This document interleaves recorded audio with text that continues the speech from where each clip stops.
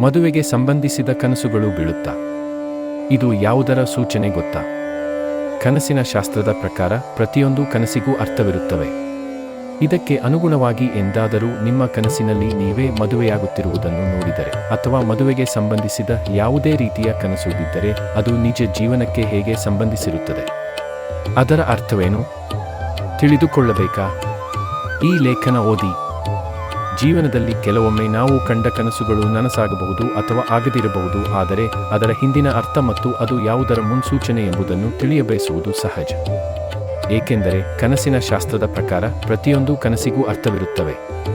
ಇದಕ್ಕೆ ಅನುಗುಣವಾಗಿ ಎಂದಾದರೂ ನಿಮ್ಮ ಕನಸಿನಲ್ಲಿ ನೀವೇ ಮದುವೆಯಾಗುತ್ತಿರುವುದನ್ನು ನೋಡಿದರೆ ಅಥವಾ ಮದುವೆಗೆ ಸಂಬಂಧಿಸಿದ ಯಾವುದೇ ರೀತಿಯ ಕನಸು ಬಿದ್ದರೆ ಅದು ನಿಜ ಜೀವನಕ್ಕೆ ಹೇಗೆ ಸಂಬಂಧಿಸಿರುತ್ತದೆ? ಅದರ ಅರ್ಥವೇನು? ತಿಳಿದುಕೊಳ್ಳಬೇಕಾ? ಕನಸಿನಲ್ಲಿ ಮದುವೆ ಮೆರವಣಿಗೆಯನ್ನು ನೋಡುವುದು. ಕನಸಿನಲ್ಲಿ ನೀವು ಯಾರದ್ದಾದರೂ ವಿವಾಹ ಮೆರವಣಿಗೆಯನ್ನು ನೋಡಿದಲ್ಲಿ ಈ ಕನಸು ನಿಮಗೆ ಶುಭ ಸೂಚಕವಾಗಿದೆ. ಇದರರ್ಥ ನಿಮ್ಮ ಯೋಚನೆಯಲ್ಲಿ ಯಾವುದೇ ರೀತಿಯ ಕೆಡುಕಿಲ್ಲ, ನಿಮ್ಮಲ್ಲಿ ಒಳ್ಳೆಯ ಯೋಚನೆಗಳು ತುಂಬಿಕೊಂಡಿದೆ ಎನ್ನುವುದಾಗಿದೆ.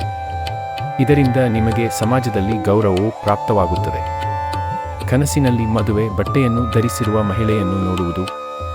ನಿಮ್ಮ ಕನಸಿನಲ್ಲಿ ಮದುವೆಯ ಉಡುಪಿನಲ್ಲಿರುವ ಮಹಿಳೆಯನ್ನು ನೋಡಿದರೆ ಅದು ನಿಮ್ಮ ಜೀವನದಲ್ಲಿ ಏನಾದರೂ ಒಳ್ಳೆಯ ಘಟನೆಗಳು ನಡೆಯಲಿದೆ ಎಂಬರ್ಥವನ್ನು ನೀಡುತ್ತದೆ. ನಿಮ್ಮ ಜೀವನದಲ್ಲಿ ಯಾವುದಾದರೂ ತೊಂದರೆಗಳಿದ್ದು ಅದರ ಬಗ್ಗೆ ನೀವು ಚಿಂತೆ ಮಾಡುತ್ತಿದ್ದರೆ ಆ ಸಮಸ್ಯೆ ದೂರವಾಗುತ್ತದೆ. ಕನಸಿನಲ್ಲಿ ಮದುವೆ ಮುರಿದು ಬಿದ್ದರೆ ಏನಾಗಬಹುದು?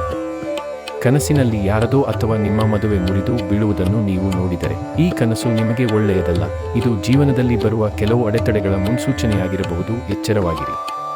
ಮೇಲಿನ ಲೇಖನದ ವರದಿಯು ಧಾರ್ಮಿಕ ನಂಬಿಕೆಗಳು ನಡೆದು ಬಂದ ಶಾಸ್ತ್ರದ ಪ್ರಕಾರವಾಗಿದೆ. ಇವುಗಳನ್ನು TV9 ಕನ್ನಡ ಖಚಿತಪಡಿಸುವುದಿಲ್ಲ. ಈ ಮಾತುಗಳೊಂದಿಗೆ ಇಂದಿನ ವಿಡಿಯೋವನ್ನು ಮುಗಿಸೋಣ.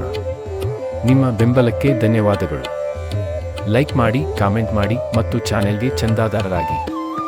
ಈ ವಿಷಯದ ಬಗ್ಗೆ ನಿಮ್ಮ ಅಭಿಪ್ರಾಯವೇನು? ಕಾಮೆಂಟ್ಗಳಲ್ಲಿ ತಿಳಿಸಿ.